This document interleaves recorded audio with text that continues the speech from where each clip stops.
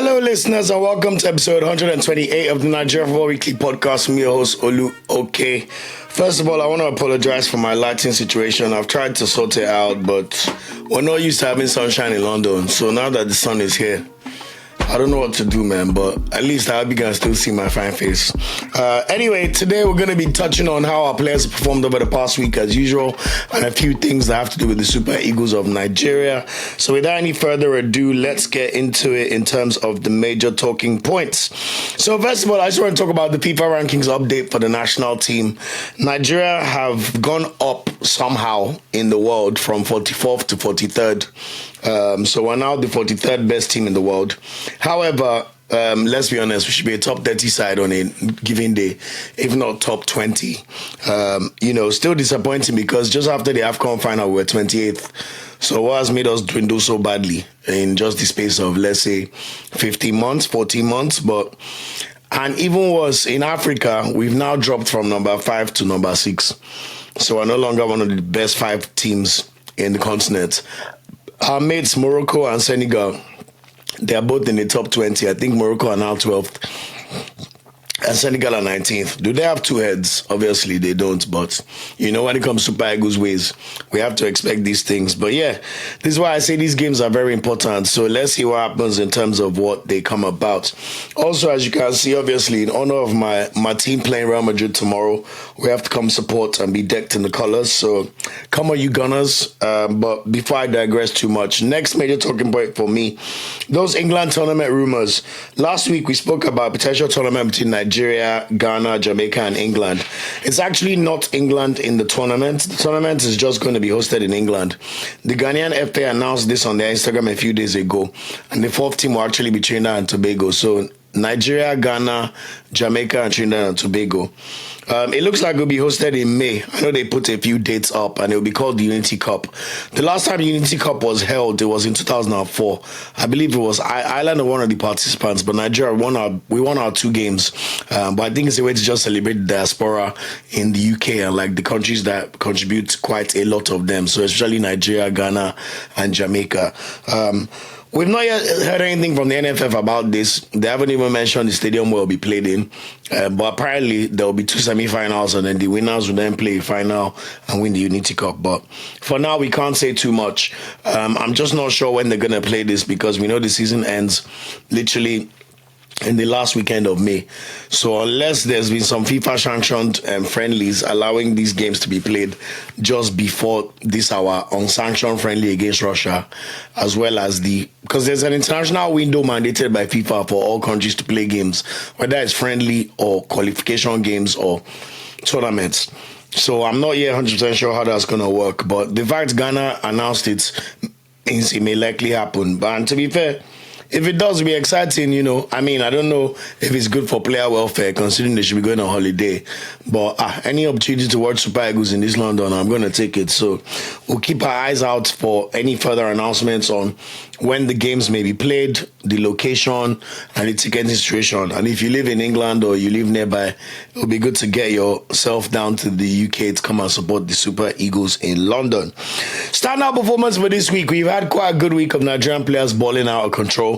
I have to start with Alex Iwobi yesterday for Fulham against Liverpool. It really showed them shit game, man. I can't really lie. I was very happy, despite knowing that Arsenal have wasted the opportunity. But Alex Iwobi got a goal and an assist yesterday for Fulham. Just an all-round fantastic performance from Fulham and the rest of his team. They beat Liverpool 3-2. We know initially McAllister scored a really good goal, but then they turned it on, and we saw Ryan Sessegnon score a fantastic goal from an Iwobi cross. No, it wasn't even the Iwobi cross for that one. And then Iwobi had a shot which got a slight deflection by Robertson, who had a nightmare. And the next thing you know, it was Iwobi also kicked the ball for that Rodrigo Muniz. Fantastic skill over Virgil van Dijk. They used to score the 3rd goal of the game. Luis Diaz ended up scoring in I think it was the 71st minute to make a bit squeaky bum time-ish. But it was good to see Liverpool get their 2nd loss of the season in the Prem. They will definitely still win the league, just too far behind to cause any problems with only 7 games to go. But I wanted to call out Alex Iwobi because he's now the only Nigerian in Premier League history to have at least 30 goals and 30 assists in the Premier League. He now officially has scored 30 30 goals in the Prem in his career and 34 assists in his career. So shout out to you, Alex Iwobi. You continue to shine for the... You basically continue to put Nigeria on the map and do great things, superstar. So long may it continue. Victor Osimhen as well was a star boy over the past week. He scored a brace for Galatasaray as they beat Fenerbahce 2-1 on Thursday night in the Turkish Cup semi-final. His first goal was really, really well taken goal. And you could see him enjoying himself in general. Like, honestly, just great finishes. Second goal was a penalty. And at the end of the game, he was so excited that he was even doing cartwheels on the pitch while Fenerbahce and Mourinho were just getting riled up and angry the whole time. I mean, I'm sure you've seen some of the footage of Jose Mourinho grabbing the nose of the Galatasaray manager. So now he's been banned for another 3 games. So in total, Mourinho will be banned for 7 games throughout this first season in Fenerbahce. I mean, it's like the guy's just going there to go and just crack jokes, honestly. I don't even know what to say. But anyway, it was a very entertaining game. And mind you, Fenerbahce were the home side though. So Osimhen went to the ops house, snatched their chain, took the win, and then was doing cartwheels on their ground. Just fantastic to see. Osimhen now has 27 goals and 5 assists in 32 matches for Galatasaray. I don't believe Galatasaray played a match over the weekend because that game was on Thursday. No games for Osimhen over the weekend. Onuachu, I want to shout him out, even though Southampton are the worst team we've seen in Premier League history. If they're not careful, they will match Derby County's record for being the absolute most useless team in Premier League history. But Onuachu, on the other hand, he scored his 4th Premier League goal of the season against Crystal Palace. 5th goal contribution for Southampton this season. Really, really well taken goal. They crossed the ball, you know. Onuachu with his head. Fantastic header there. But, I mean, Southampton are just a useless team, man. That's all I have to say. Like, they're just sticking up the Prem. It's actually a disgrace.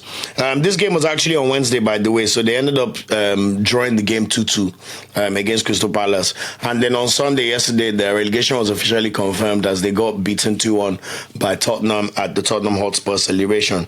But there probably is a team there that is looking that we can use with this Onuachu skill set too. So just good to see him at least doing himself proud. I have to shout out Dele-Bashiru as well. He got the assist for Lazio in their 1-0 win over Atalanta away, by the way. It basically closed the gap to the top 4 for Lazio to 1 point. It would be 3 points if Bologna beat Napoli tonight. So let's see. But, you know, it's looking quite good for Lazio in terms of their push towards the Champions League spots. As for Atalanta, man, they've just fallen off a cliff. Their form over the last 5 games has been so bad, and for them to lose yet another game, this is a team that was in contention to win the Scudetto. You know, it's really, really sad to see, but that's football for you. Another person I have to shout out, Uche, with yet another standout performance for Getafe. You know, he was already suspended for their last game, but he came back this weekend as they played Real Valladolid, and he got 2 assists for Getafe in their 4-0 drubbing of Real Valladolid. So Bordelas and his team continue to do really well, and at least put on, you know, they beat the teams they should beat. You know, even so the big boys, they may struggle against sometimes, but they'll get 1 or 2 wins here against Atletico or teams that you consider to be bigger than Getafe. So just an awesome job, and tell me how this Uche boy could not have made a difference for us in our World Cup qualifiers, but I'll leave that one for another day. Osayi-Samuel, on the other hand, got yet another assist for Nantes, and this time we have to credit Nantes for finally winning a game. They beat Nice 2-1 on Friday. He now has 9 assists in the league, so he's the joint top for assists in the league, and he's got 7 goals for Nantes. You know, only one behind Matisse Ablin with 8 goals. So let's just say Osayi-Samuel is carrying on, as we say all the time. But at least I'm glad to see that his efforts were crowned this weekend with a win. So shout out to you, Osayi-Samuel. Also, Stanley Nwabali kept a clean sheet for Chippa United in the game against Lamontville Golden Arrows. So shout out to you, Super Eagles #1. And then finally, I wanted to shout out Hafiz Ibrahim, who plays for Reims, Stade Reims in France in Ligue 1. He scored a goal and got an assist for Reims to lead them into the Coupe de France final, which will be taking place over in the next few weeks. He's a 19-year-old striker. He turned 19 in December, and he's been involved in the recent games for Ream in the league. He's the guy who went on trial to Chelsea at one point last year, but this is a striker that's highly rated and helps to continue the Nigeria production line of producing quality attackers. So we're going to be monitoring Hafiz very closely, and long may this good form continue. So shout out to you, Hafiz Ibrahim. Now, before I jump into player review, I just wanted to shout out to everybody who's gotten to this far in the video. Thanks for watching. Thanks for all the support to continue to grow. But I just wanted to ask that if you've liked the content so far, please give this video a like. Please share the video or subscribe to the channel. That only helps us to grow the channel and get better, and for more people to be able to see what I would say is the goodish work we're doing. But I'll let you guys be the judge. So yes, that'll be really much appreciated, and I'll really thank you for doing that. Moving on to player reviews, and Aina played 30 minutes for Nottingham Forest last week Tuesday before he was taken off injured. Taiwo only played 86 minutes as Nottingham Forest beat Manchester United 1-0, courtesy of Anthony Elanga goal. Always nice for a player to dunk on his old team. Nuno then said that Taiwo is dealing with a hamstring injury, and he'll be monitored. So that meant that on Saturday, both Aina and Taiwo were not in the squad, as Nottingham Forest lost 2-1 to Aston Villa. You take Aina out of the team, see what happens, So we wish Aina a speedy recovery. He's expected to be out for 2 weeks, so we'll monitor this space and see when next he's back. But it's unlikely he'll be back for the game against Everton on Saturday, 3 p.m. I've already spoken about Alex Iwobi's exploits yesterday for Fulham. Bassey was also immense. I think he was even named man of the match, if I'm not mistaken. Bassey was excellent, honestly. He didn't put a foot wrong at all. And he's just a fantastic player, man. Also, earlier in the week, Fulham did lose 2-1 to Arsenal on Tuesday. Alex Iwobi came off the bench to play 23 minutes, and Bassey was an unused sub. But of course, Arsenal, we now drew to Everton on Saturday, basically rendering the fixture useless. As for Leicester, Wilfred Ndidi played 90 minutes as Leicester beat Man City. Lost, which let's see Leicester win. Leicester lost 2-0 to Man City on Wednesday. He will definitely play tonight as they play Newcastle. But of course, it looks like Leicester are more or less doomed to relegation. They're currently, I think, 15 points behind Wolverhampton. So even if they won all their remaining games, it's going to be very tricky for them to stay up. And honestly, good riddance. They've been shocking. That's all I can say. As I already mentioned, Onuachu scored in the midweek for Southampton in their 2-2 draw against Palace. Sorry, it was 1-1, by the way. Crystal Palace then scored a last-minute equalizer through Matthias Franca. And then, as I said, both of them played yesterday as Southampton lost 3-1 to Tottenham to officially be relegated. No team has ever been relegated this quickly in Premier League history. Just to tell you how useless Southampton have been. Honestly, they've stunk up the Prem so bad. And then earlier today, they now announced that they've sacked their manager, Ivan Juric. What's the point? Like, honestly, just go back to Championship, man, and I hope they don't come back for a while. They need to take a good, long, hard look in the mirror at how awful they've been. Other results to be aware about, I won't touch on the midweek fixtures because everybody should know about them. But over the weekend, as I said, Arsenal drew 1-1 against Everton. We saw Wolverhampton beat Ipswich Town 2-1. We saw Crystal Palace beat Brighton 2-1 in a very entertaining game. West Ham and Bournemouth played a 2-2 draw. Aston Villa beat Nottingham Forest 2-1, which I already mentioned. We saw the Tottenham boys beat Southampton 3-1, which I already mentioned. Brentford and Chelsea played a drab 0-0 draw yesterday. Fulham beat Liverpool, as I mentioned, with Iwobi. And then, as if it couldn't get worse, we then had one of the worst Manchester derbies I've ever seen in my life. Man United and Man City drawing 0-0. There will be a Leicester City-Newcastle game tonight, so look out for that one. And then the game week 32 fixtures to be aware about coming up over the weekend. Man City will host Crystal Palace at home at this Etihad Stadium. We've got about 3 p.m. kickoffs on Saturday. Southampton hosts Aston Villa. Aston Villa are still in the hunt for Europe. Nottingham Forest hosts Everton as they look to consolidate third place. And then Brighton will host Leicester City. Brighton have fallen off the cliff slightly recently in terms of their push for Europe, but they'll be expecting to get 3 points against Leicester City. The late Saturday kickoff at 5:30 will see Arsenal host Brentford at the Emirates, but of course our focus is fully on Real Madrid tomorrow. On Sunday, we've got 2 p.m. games. Chelsea hosts Ipswich Town at Stamford Bridge. Wolverhampton hosts Tottenham at the Molineux Stadium, and Liverpool hosts West Ham at Anfield as they look to get their title challenge. I mean, it's already on track, but just get back to winning ways as they need 11 more points to win the title. If they make any mistakes against West Ham and Arsenal win, it could be a bit squeaky bum timey because Arsenal still have to go to Anfield, but it's very likely Liverpool are going to smash West Ham anyway. And then we'll see Newcastle host Man United at St. James's Park. But you would probably fancy Newcastle, but time will tell. And then the Monday night fixture will be Bournemouth hosting Fulham. As for the table, as I said, Liverpool are 11 points above Arsenal. Procession to the title. Arsenal are on 62 points, second. 5-point lead over Nottingham Forest in third. And Nottingham Forest do have a 4-point lead over Chelsea, who are currently fourth. Man City are 1 point behind Chelsea in fifth. And then Aston Villa are 1 point behind in sixth. However, the caveat here is Newcastle. If Newcastle win tonight, they will go level on points with Chelsea and bump City down to sixth.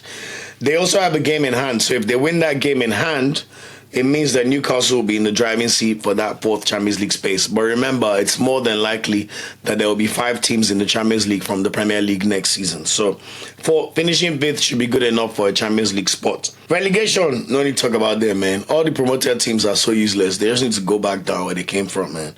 In Serie, as I already said, Atalanta lost to Lazio 1-0 yesterday. It wasn't Lookman's best game. Atalanta could even drop to fourth if Bologna beat Napoli tonight. That's how bad Atalanta have fallen off a cliff. Let's see what they could do, though, because Atalanta's next game is ironically against Bologna on Sunday, 11:30 a.m. So basically the battle for Champions League spots. As of Osayi Dele-Bashiru, we already mentioned his exploits yesterday with getting the assist for Lazio. Let's see if he starts the game against Bodo Glimt on Thursday in the Europa League quarterfinal, or if he gets some game time when they play Roma at home in the Rome derby. That's going to be a big one. As for Chukwueze, he came off the bench in 87th minute as AC Milan drew 1-1 against Inter Milan in the first leg of the Coppa Italia semi-final on Wednesday.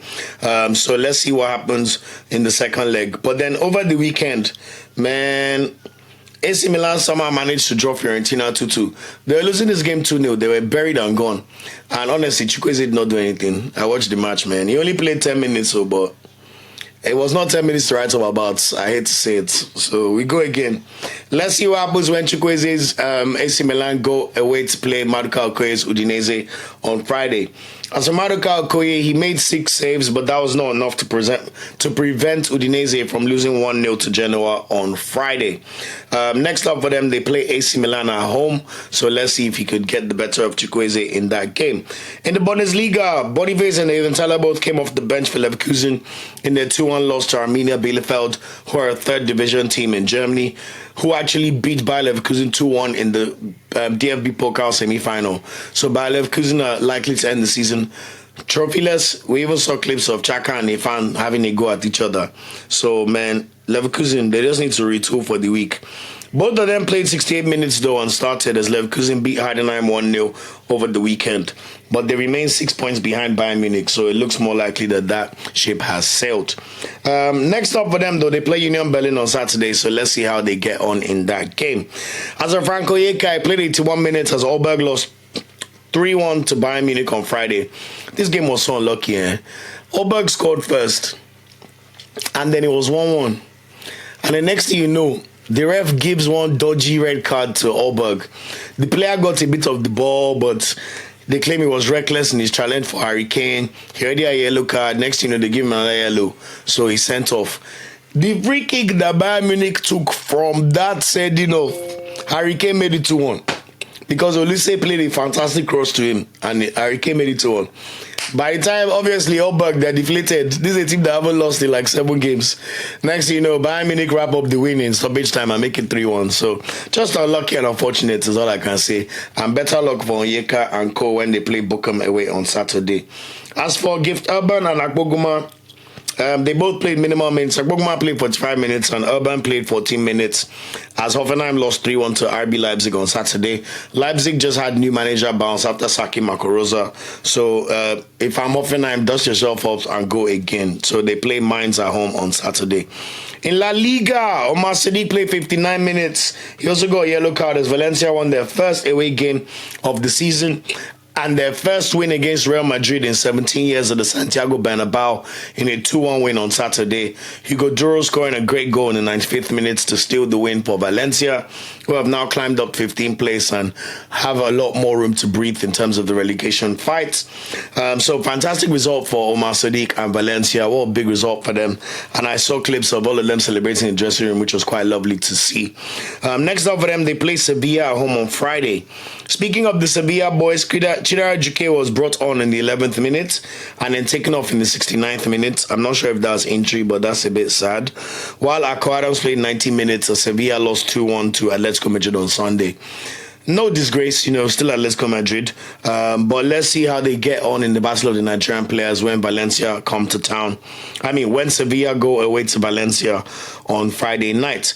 I already spoke about Crisanto Uche's exploits for Getafe. Log may continue, and they play Las Palmas at home next, so he should be in a position to continue on that one. Finally, in League One, George Onyeka was on the bench for Monaco as they lost 2-1 to Brest. In League One, it must be said that PSG have now been confirmed as champions. They've literally won all their games and drawn 5 games all season, so it looks like they're going to really duppy the whole league. League One has changed from 20 teams to 18 teams, so there's only 34 games to play, and I believe there's only 5 or 6 games left. So it's pretty much done and dusted. And congratulations to PSG for an exceptional league campaign, even after losing Mbappe. Yes, it's always theirs for the taking of the league, but it's still have to deliver, because if you don't do it, they'll whine you. Same way we're looking at Bayern Munich from last year, or Ajax over the previous seasons until this year where they're going to win it again. So shout out to PSG. I already spoke about Moses Simon's exploits, and they have no game this weekend. As for Gabriel Ochoa, he was on the bench as Auxerre beat Rennes 1-0. Really, really good result for them.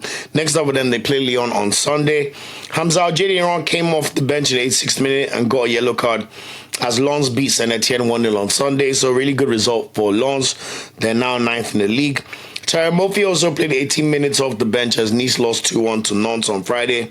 So let's see if they could get better luck when they play Strasbourg away on Saturday, because they're still in the hunt for one of the Champions League places. France only get 3, at least automatically, so watch out for this space. And of course, we spoke about Hafiz Ibrahim's exploits for Reims against Cannes in the French Cup. They will play PSG in the final though, so, you never know. There might be another upset on the cards. But the good thing to see is he also played 82 minutes for Reims on Sunday, but they did lose 1-0 to Strasbourg. Anyway, next up, he'll be playing away against Lens, so it'll be Hamza Al-Jadeiron versus Hafiz Ibrahim. Look out for that game when it comes.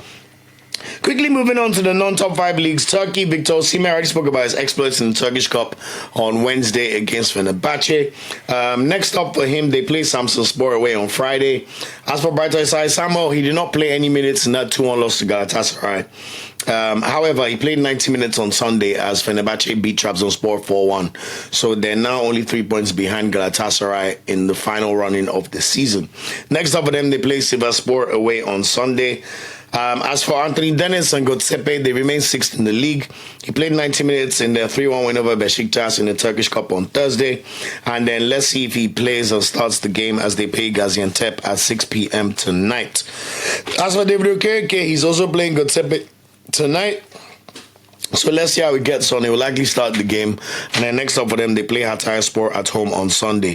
Zedu Sarisi was not in the squad for Porto in their 4-1 loss to Benfica. So it looks like his days at Benfica are numbered. But to be fair to him, not at Benfica, at Porto. But to be fair to him, Porto have also been absolutely dog shit, man. How can you lose 4-1 at home to Benfica? What's the point? Just trash. In Belgium, Tella Godari played 76 minutes in his 100th game for Genk, while Irasor played 14 minutes and got an assist as Genk beats Anderlecht 2-1 on Sunday. Next up for them, they play Rafa Yedika's Club Brugge on Sunday, so that should be a tasty game to watch. Speaking of Yedika, he started as Club Brugge beat Royal Antwerp 3-2, so they continue to go machine for machine against Genk for that Belgian league title. So let's see. Of course, Onyeka is going to start the game when they play Genk, so look out for that one. As for Jordan Torunariga, he played 69 minutes as Ghent lost 3-0 to Union Saint-Gilloise on Saturday. Next up for them, they play Royal Antwerp away on Sunday, 12:30 p.m. kick off. As for the Czech Republic, we saw Rafael Simi play 65 minutes and get an assist for Victoria Pilsen in their 2-0 win over Slovakia on Sunday. As for Bruno Imachi in Greece, he played 90 minutes as Olympiacos lost 2-0 to AEK Athens on Wednesday in the Greek Cup. He then played 45 minutes as they lost 2-1 to PAOK.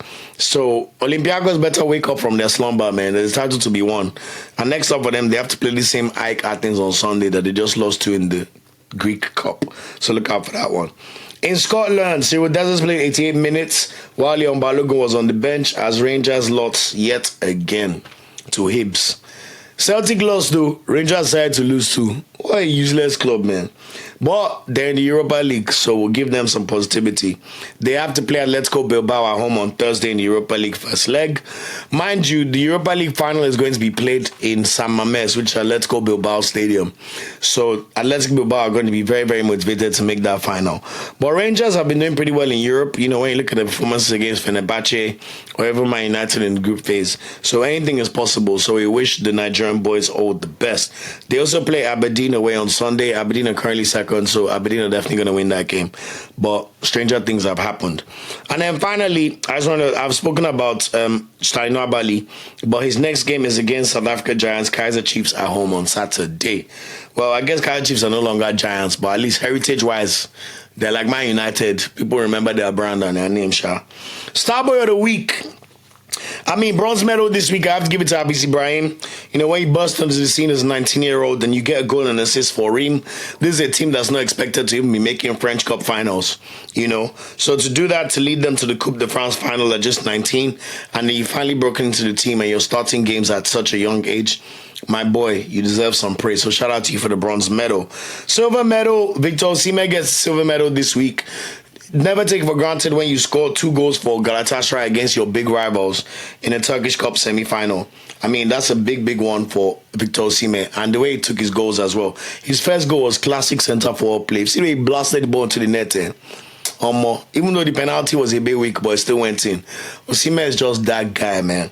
So now he's got 32 games played and he's got 32 GAs, 27 goals and 5 assists. I mean, just phenomenal return on investment, and he's probably going to end up with the Turkish title or maybe even the Turkish double.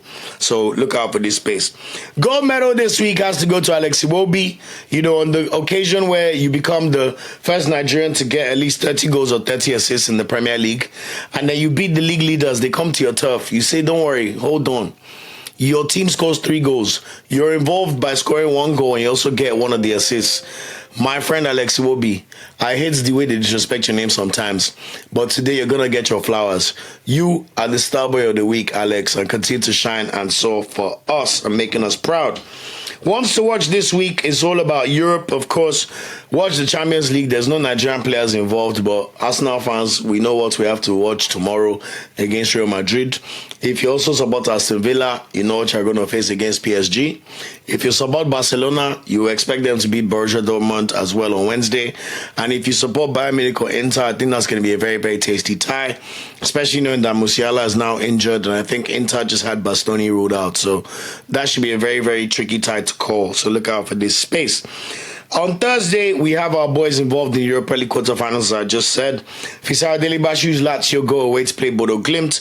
5:45 p.m. start time in Nigeria and London. Cyril Dessers and Leon Balogun's Rangers will be playing Athletic Bilbao 8 p.m. Look out for that game. And on Friday, we'll see Osimhen back in action for Galatasaray away at Samsunspor, 6 p.m. kickoff. As for Maduka Oke's Udinese, they'll be hosting Samuel Chukwueze's AC Milan on Friday to 7:45 p.m. kickoff.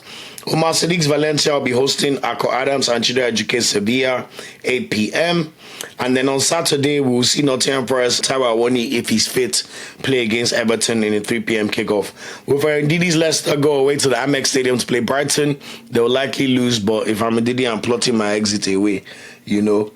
And then Southampton's Aribo and Onuachu will be home against Aston Villa at 3 p.m. So look out for that game.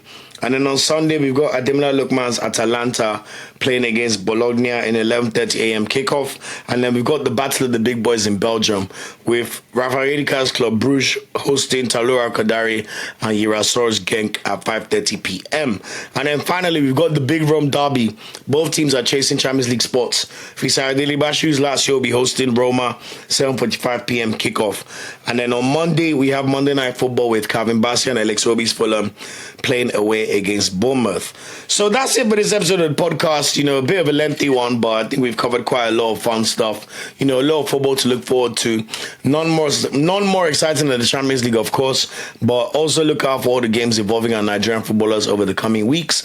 I'll also get clarity on this whole Nigeria fixture for the Unity Cup against Ghana, and of course continue to support the boys in all they do. Until next time, I've been your host, Oke. Please remember we're Nigeria Football Weekly on all social media channels except Twitter, where we're at NFWPOD. As I said, I apologize for the lighting. I'm going to figure this thing out with the sunshine. We're not used to sunshine in London, but at the moment it has come back. So I need to figure something out so that you can see me much more clearly. But until next time, enjoy the football, take care, and I'll see you in next week's episode. Ciao, ciao. Thanks for watching this video. Please like, share, subscribe, and click the bell to get a notification whenever we drop a video. You can also find our social media channels listed below. And of course, up Super Eagles and Nigerian, they ever carry last.